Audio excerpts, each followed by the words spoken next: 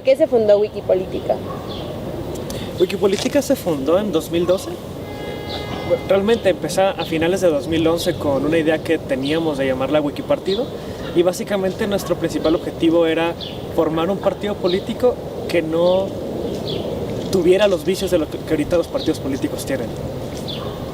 Nace en un momento que yo le llamo de doble sentimiento, de indignación, por una parte porque estábamos indignados de lo que estábamos viendo con la política de seguridad de Calderón, con las violaciones de derechos humanos por parte del gobierno, por el tema del crimen organizado entrando en el gobierno y tomando decisiones que afectaban a miles o millones de personas. Ya más cerca del 2012, indignados por un candidato que claramente era el candidato de las televisoras, que era un candidato Peña Nieto, que no traía nada nuevo que aportar y que iba a ganar con una campaña fundamentalmente mediocre, que tenía pasados de violaciones de derechos humanos, y era indignante ver que no hubiera en el escenario político una alternativa que dijéramos en esto es lo que creo o estas son las personas que me causan esperanza. Indignación por un lado y esperanza por el otro, porque el 132 y las manifestaciones veíamos que cada que alguna violación de derechos humanos ocurría, cada que ocurría alguna atrocidad, un caso de corrupción, la gente salía, se manifestaba y llenaba las calles. Y eso para nosotros era un indicio de cada persona era una velita, como una velita que estaba ahí prendida que decía yo quiero hacer cosas, yo quiero cambiarlo, y no sabía cómo hacerlo. Entonces la manera de manifestarlo a través de marchas, veíamos el potencial de la gente que estaba ahí y faltaba una herramienta política que aglutinara a todas esas personas, que aglutinara toda esa esperanza para decirles por aquí va y por aquí vamos a hacer las cosas distintas. En este sentido Wikipolítica nace de la indignación con una clase política incompetente, con una realidad que nos estaba rebasando como país, con problemas muy claros que veíamos, desigualdad, que una pequeña cantidad de la población detenta la mayor parte de la riqueza de este país, que tenemos gente súper millonaria, las personas más ricas del mundo, y por otro tenemos personas en esta misma ciudad que no saben qué van a comer al día siguiente, que vemos que en general vemos muchas injusticias, violaciones de derechos humanos, y necesitamos crear una organización, una alternativa política que compitiera. En ese sentido nace Wikipolítica. Queríamos tener una organización horizontal que lanzara candidaturas independientes para disputar el poder a los partidos políticos en lo que ellos lo están haciendo fundamentalmente mal, que es gobernar, y aparte ser una organización que tuviera muy presente que no solo se trata de ganar elecciones, no solo se trata de quitarle el poder a los partidos, sino también de empezar a generar conciencia social, diálogo, algo que no existe ahorita, que es confianza en tu vecino, organizarte con tus vecinos para poder transformar las realidades en las que vives. Entonces, digamos que así es como nace Wikipolítica, un grupo de locas y locos que queríamos transformar este país. Cuéntanos como un poco de ti, de lo que haces. Pues me llamo Roberto y yo estudié Ciencia Política y Relaciones Internacionales en el CIDE, y me dedico... el tema que más me apasiona es planeación urbana, temas de movilidad, de los problemas de vivienda en las ciudades en general. Pero ahorita actualmente pues, tengo dos partes. Una, trabajo en Fundación Este País en temas de investigación sobre ciudades, y en Wikipolítica Ciudad de México coordino el nodo, coordino la organización aquí. ¿Cuáles han sido sus aportaciones en el sistema político mexicano desde que se fundó? Sistema político mexicano, creo que en dos sentidos. Por un lado, lo que estamos haciendo gracias a la victoria de la candidatura independiente de Pedro Kumamoto en Jalisco, el impulsar o el aprobar la iniciativa para eliminar el fuero allá, la iniciativa de Sin Voto No Hay Dinero, que ahorita está en el Congreso para reducir el financiamiento público a los partidos políticos, las distintas iniciativas que se han pasado allá, la ley de hospitalidad, la de participación ciudadana, etc. Pero creo que nuestra victoria, que todavía no está terminada, si es el camino que siempre queremos recorrer, es el empezar a hacer la política atractiva para las personas. Siempre lo comento, la clase política está muy contenta haciendo que la política sea algo aburrido, alejado de las personas, sucio, corrupción. Porque si es aburrido, la gente no le va a interesar informarse, no le va a interesar ver qué es lo que están haciendo su clase política, y ellos están muy cómodos así decidiendo en lo oscurito todas las cosas que les conviene hacer a nuestras espaldas. Creo que lo que principalmente hemos dado es empezar a darle una nueva cara a la política, una más cercana a la gente, más humana, que sirve, y creo que por ahí tiene que ir todo proyecto que pretenda ser revolucionario en este sentido. Si queremos en verdad hacer un cambio real en este país, tenemos que empezar por hacer que la política sea atractiva para la gente, para que empiecen a interesarse y ahora sí juntos empezar a tomar decisiones y ya pasar de este esquema en el que unos políticos, hombres ricos, solitos toman decisiones, pasar a una cosa más de que las personas empecemos a dialogar y a tomar y empezar a decidir por nuestras ciudades, empezar a decidir las cosas que queremos transformar nosotros mismos. Y ahora, ¿cuáles han sido los obstáculos a los que se han enfrentado?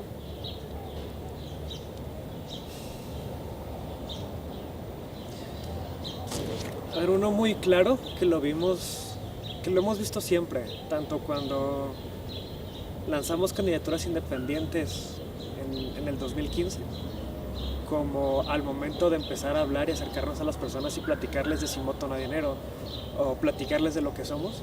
El primer gran obstáculo que nos encontramos es lo desprestigiada que la política está en estos días. Lo dije ahorita, creo que si a cualquier persona le preguntas en este país qué opina de la política, te va a decir que es todo menos algo que le interesa, que es todo menos algo noble, que es todo menos algo en lo que les gustaría participar. La política es aburrida, es corrupción, son cosas lejanas que no entiendo. Este desprestigio de la política ha hecho que cuando nosotros le decimos a las personas se pueda hacer una nueva forma de hacer política, mucho más alejada de los políticos que ahorita existen y mucho más cercana a tus necesidades, a las necesidades de todos, pues la gente lo ve como algo raro y algo de no creerse. Y te cierran la puerta inmediatamente que quieres hablar de política.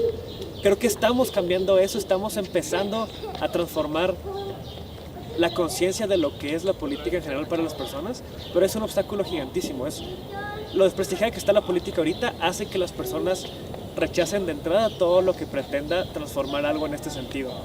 Creo que ese es uno muy grande y el otro son como tal los partidos. Lo estamos viendo en Sin Voto No Hay Dinero, lo estamos viendo en distintos escenarios. Hacer un partido político en México es muy difícil y la clase política le conviene que esté así para que no les toque su terreno, para que ellos puedan seguir decidiendo solos. Y con Sin Voto No Hay Dinero ha pasado bastante. Te dicen una cosa, pero hacen otra, te retrasan quieren retrasar la discusión de la iniciativa para que no se apruebe, para ver si te cansas. Y creo que es algo con lo que tenemos que lidiar, y así es la política al fin y al cabo, y pues tenemos que enfrentarnos a ello. Creo que serán los principales obstáculos a los que nos hemos enfrentado. ¿Cuál fue la politización que creó el Yo Soy 132? Muchas veces, mucha gente, cuando sale de 132, tienes a la gente que está súper a favor y siempre hay alguien que te dice que el 132 fracasó porque no logró nada de lo que quería lograr, porque se desintegró y porque ya ahorita no existe. Y sí, probablemente el 132 ya no existe como un movimiento que salga a las calles, ya no existe como una agrupación claramente ubicable en los medios de comunicación, pero creo que una de las cosas bonitas que tienen todos los movimientos del 68 o cualquier marcha en general a la que gran gente se haya aglutinado, pero sobre todo los movimientos estudiantiles, es que crean generación. Y creo que 132 logró politizar a una generación que hasta el 2012 no tenía un referente de movilización política claro. Creo que mucha gente que justamente el tema de la política le parecía ajeno, le parecía aburrido, logró hacer a través de no solo salir a marchar, sino de memes, de innovación en redes sociales para organizar a la gente, de una indignación compartida en los estudiantes, pero también en un amplio número de personas en el país, logró hacer que muchos se interesaran en política y se creara toda una generación de personas que hoy en día seguimos haciendo cosas. Creo que la gran victoria de 132, aquí me estoy saliendo un poco de la pregunta originalmente, pero creo que la gran victoria de 132 sí fue, uno, interesar a mucha gente en política, no solamente personas que estudiaban temas relacionados, sino diseñadores, comunicólogos, ingenieros, arquitectos, etcétera, que son perfiles necesarios si se quiere crear una política mucho más creativa y mucho más interesante. Pero la gran victoria radicó en que ahorita muchas de esas personas están en distintas trincheras, luchando muchas batallas, gracias a que el 132 les cambió la vida. Conozco mucha gente que antes de eso no les importaba en general los temas sociales, y gracias al 132 ahorita se dedican o están defendiendo derechos de migrantes, viendo temas de género, agendas de apertura del sistema de partidos. No sé, creo que 132 logró movilizar a muchas personas que tienen un descontento ahí, pero no habían encontrado otras personas con quienes externarlo, y no solamente con quienes externarlo, sino personas que entendieran la forma en la que ellos se comunican. Antes sí había personas politizadas, pero todos hablaban el mismo lenguaje y eran un círculo pequeño. El 132 logró hacer que diseñadores utilizaran su capacidad para diseñar cosas y ponerlo en función de hacer una política mucho más horizontal para todos, de democratizar en ese momento los medios de comunicación. Creo que creó nuevos lenguajes que permitían a un gran número de personas interesarse por estos temas. ¿Crees que una opción para mejorar la vida política de México es que los jóvenes entren a la política? Sí, sin duda. Creo... Hay una frase muy buena que ahorita no recuerdo quién la dijo, lo cual es medio penoso porque es una frase muy famosa, pero es básicamente que si tú no te metes a hacer política, alguien más la va a hacer por ti. Y o digamos que diciéndolo más crudo, si no estás en la mesa de negociación, entonces estás en el menú. ¿Qué quiero decir con esto? Que en política, si tú no te informas de las decisiones, si tú no estás participando en lo que está decidiéndose, alguien más va a estar decidiendo y probablemente va a estar decidiendo en detrimento de tus derechos y en detrimento de lo que tú puedes hacer. No solo los jóvenes, creo que todas las personas deben participar en política, pero en particular nuestra generación, o lo que llaman de manera simplista los millennials, tienen hoy en día a sus manos muchas herramientas que antes no se contaban por organizar. Las redes sociales, la capacidad de comunicarse de manera instantánea son posibilidades y herramientas que antes no existían y que permiten articular y organizar cosas como no se podía por las limitantes tecnológicas antes. Creo que para poder empezar a hacer una política en la cual nosotros nos sintamos más representados, en la cual nosotros creamos que podemos transformar cosas y decidir cosas que nos beneficien a nosotros, forzosamente implica que nuestra generación se meta a política. Y con política no me refiero a los partidos políticos, me refiero a que se meta a trabajar y entrarle a los temas para defender causas en común. Desde cosas tan sencillas como que salgan a la calle a conocer a sus vecinos y se organicen con sus vecinos para mejorar el parque, para exigir mejores luminarias, para exigir mayor seguridad en su barrio. Creo que son micro cosas que en el agregado empiezan a cambiar bastante el país en el que ahorita vivimos. Y hay otro tema muy importante en nuestra generación. Los jóvenes vivimos en una situación de precariedad muy grande. Nuestros padres, con tener una licenciatura, ya tienen un futuro asegurado, ya tienen un trabajo bien pagado y probablemente casi todos tenían asegurada una pensión para cuando se retiraran, para cuando ya no trabajaran en la tercera edad. Nosotros no. Y ni teniendo maestría o doctorado garantizas un buen sueldo, no garantizas siquiera tener un trabajo. Y suponiendo que lo tengas, la posibilidad de que tú ahorres para tener una pensión que te permita vivir una vejez con dignidad no existe. Creo que estamos en una generación que está desposeída de la posibilidad de futuro, hay que empezar a recuperarlo. Y como nosotros decimos en Wikipolítica, el tema de nuestra generación es ganarse el derecho al futuro, porque si nosotros no lo exigimos, no luchamos por ello, nadie nos lo va a regalar, y menos por cómo están las cosas ahorita. Si te dieran la opción de ser la mano derecha de Peña Nieto, sabiendo que puedes modificar ciertas cosas, ¿lo harías? No. Depende de qué cosas, ¿no? Pero en general no. Creo que en política las formas importan mucho. Hay los significados, los símbolos, y el PRI es un partido que refleja lo peor de la clase política en este país.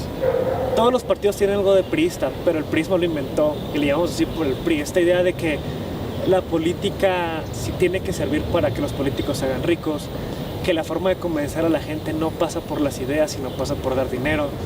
La idea de que hay que beneficiar a la estructura del partido en lugar de beneficiar a la gente. La idea de que en política se vale mentir, la idea de que en política se vale traicionar no solo a las personas, sino traicionar ideales. Creo que es algo de lo cual nos queremos alejar mucho. Y el gobierno de Peña Nieto ha sido el ejemplo perfecto de esto. Ha sido el ejemplo perfecto de que mentirle a la gente está bien. Ha sido el ejemplo perfecto de todas estas ideas que tanto criticamos. Y salvo... No, es que no hay manera para la cual podría ser una mano derecha de Peña Nieto. Y no soy un purista, creo que hay que entrarle, creo que si tienes una posibilidad de participar y cambiar cosas, hay que entrar a participar y cambiar cosas. Pero este país necesita un cambio radical de lo que está pasando.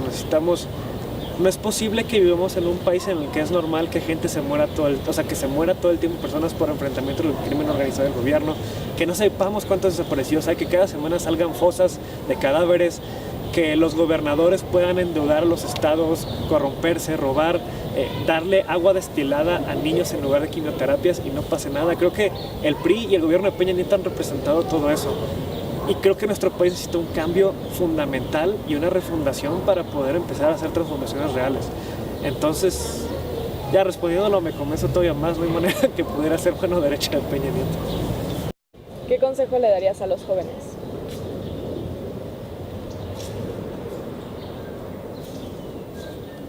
A ver, hay varios.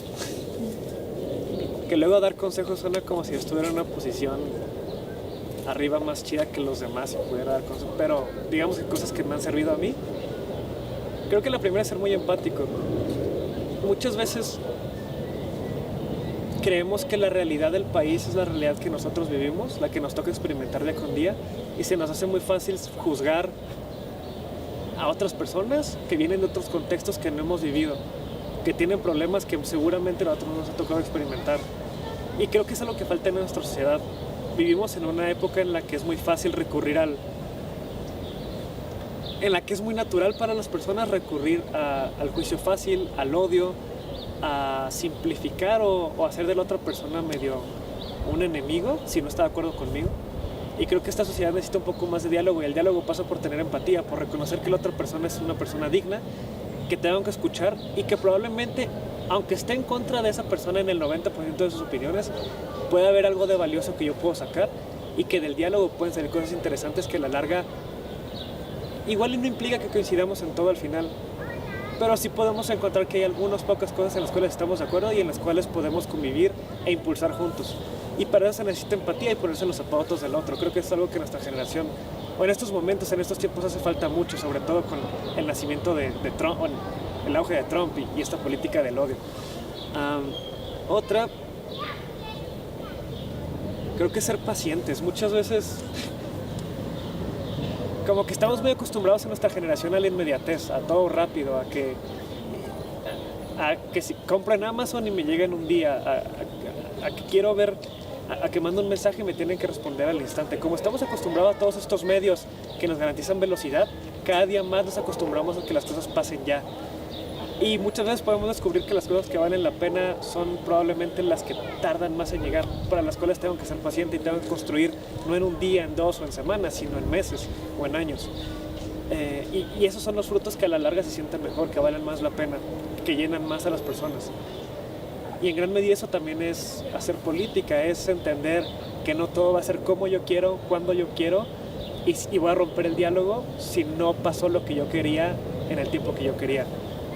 Empezar a transformar la realidad y empezar a cambiar esta sociedad pasa por volver un poco a tomarnos el tiempo, a ser pacientes y a entender pues que todo lleva ciclos y temperaturas o velocidades distintas a las que yo quisiera. Y creo que eso es algo valioso en general para la vida personal, pero también para empezar a construir comunidad. Y pues que no se rindan, que entren al tema que quieran, de verdad. En este país hace falta mucha gente buena que le entre a los temas y que empiece a defenderlos. Igual no le tienes que dedicar el 100% de tu tiempo, pero puedes al menos donar a una causa que te convenza, dedicar 1 hora o 20 minutos a la semana a hacer algo que empiece a transformar poco a poco este país. Desde algo tan básico como salir a organizarte con tus vecinos para mejorar un área en común o para exigir seguridad en la colonia, hasta si quieres lanzarte una candidatura independiente, promover una iniciativa ciudadana. No sé, creo que ningún sueño es pequeño y si más gente pensara en hacer cosas, estaríamos mucho más chido.